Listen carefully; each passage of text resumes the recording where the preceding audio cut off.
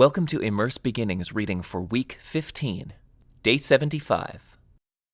When you go out to fight your enemies, and you face horses and chariots and an army greater than your own, do not be afraid. The Lord your God, who brought you out of the land of Egypt, is with you. When you prepare for battle, the priest must come forward to speak to the troops. He will say to them, "Listen to me, all you men of Israel. Do not be afraid as you go out to fight your enemies today. Do not lose heart or panic or tremble before them. For the Lord your God is going with you. He will fight for you against your enemies, and he will give you victory." Then the officers of the army must address the troops and say, "Has anyone here just built a new house, but not yet dedicated it? If so, you may go home. You might be killed in the battle, and someone else would dedicate your house. Has anyone here just planted a vineyard, but not yet eaten any of its fruit? If so, you may go home. You might die in battle, and someone else would eat the first fruit. Has anyone here just become engaged to a woman, but not yet married her? Well, you may go home and get married. You might die in the battle, and someone else would marry her." Then the officers will also say, "Is anyone here afraid or worried? If you are, you may go home before you frighten anyone else." When the officers have finished speaking to their troops, they will appoint the unit commanders. As you approach a town to attack it, you must first offer its people terms for peace. If they accept your terms and open the gates to you, then all the people inside will serve you in forced labor. But if they refuse to make peace and prepare to fight, you must attack the town. When the Lord your God hands the town over to you, use your swords to kill every man in the town. But you may keep for yourselves all the women, children, livestock, and other plunder. You may enjoy the plunder from your enemies that the Lord your God has given you. But these instructions apply only to distant towns, not to the towns of the nations in the land you will enter. In those towns that the Lord your God is giving you as a special possession, destroy every living thing. You must completely destroy the Hittites, Amorites, Canaanites, Perizzites, Hivites, and Jebusites, just as the Lord your God has commanded you. This will prevent the people of the land from teaching you to imitate their detestable customs in the worship of their gods, which would cause you to sin deeply against the Lord your God. When you are attacking a town and the war drags on, you must not cut down the trees with your axes. You may eat the fruit, but do not cut down the trees. Are the trees your enemies, that you should attack them? You may only cut down trees that you know are not valuable for food. Use them to make the equipment you need to attack the enemy town until it falls. When you are in the land the Lord your God is giving you, someone may be found murdered in a field, and you don't know who committed the murder. In such a case, your elders and judges must measure the distance from the site of the crime to the nearby towns. When the nearest town has been determined, that town's elders must select from their herd a heifer that has never been trained or yoked to a plow. They must lead it down to a valley that has not been plowed or planted and that has a stream running through it. There in the valley, they must break the heifer's neck. Then the Levitical priests must step forward, for the Lord your God has chosen them to minister before him and to pronounce blessings in the Lord's name. They are to decide all legal and criminal cases. The elders of the town must wash their hands over the heifer whose neck was broken.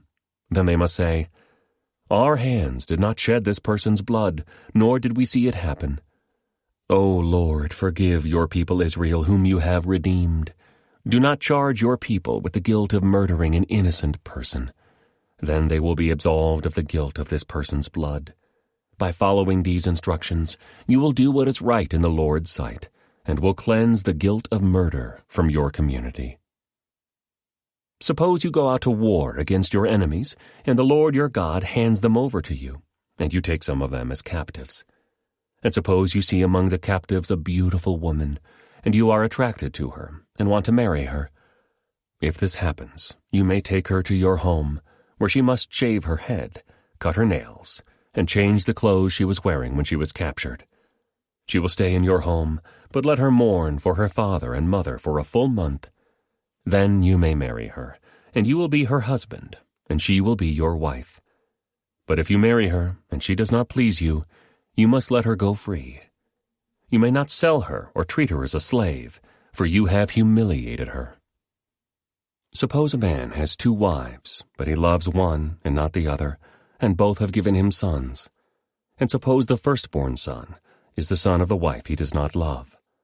When the man divides his inheritance, he may not give the larger inheritance to his younger son, the son of the wife he loves, as if he were the firstborn son.